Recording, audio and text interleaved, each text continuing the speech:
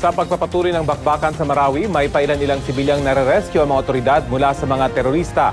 Habang tumatagal naman, lalong humihirap ang sitwasyon ng mga residenteng nagsilikas dahil sa bakbakan. Balita hatid ni Maki Pulido.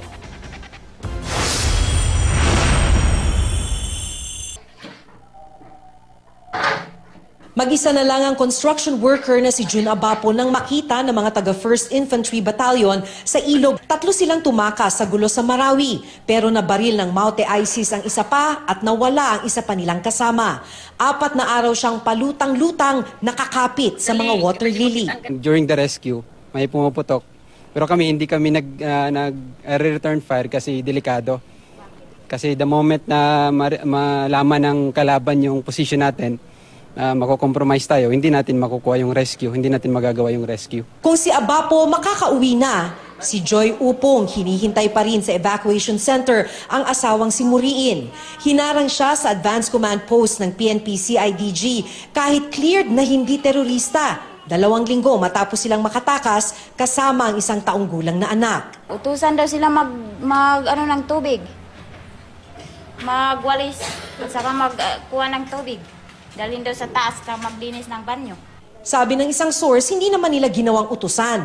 Gagawin lang daw siyang testigo laban sa Maute ISIS.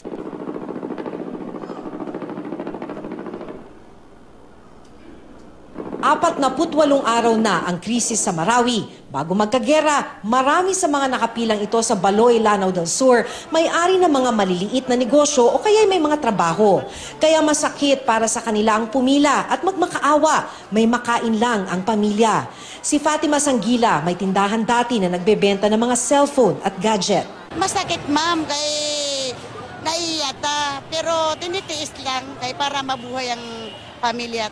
Sabi ng mga nakausap naming evacuee, may 1 linggo na mula nang huli silang makatanggap ng relief goods. Naisip namin na bakit ito nangyari sa amin kung hindi nagkagulo sa Marawi na hindi kami ganito. Malaki naman ang pasasalamat ng mga evacuee sa mga tumutulong sa kanila. Pero sadyang miserable talaga ang kondisyon. Kung umuulan hanggang tuhod ang baha sa loob ng mga tent, maputik naman paghupa ng baha. Tiis-tiis din sila sa mga CR na lilima lang para sa ilang daang evacuee. Maki Pulido, GMA News.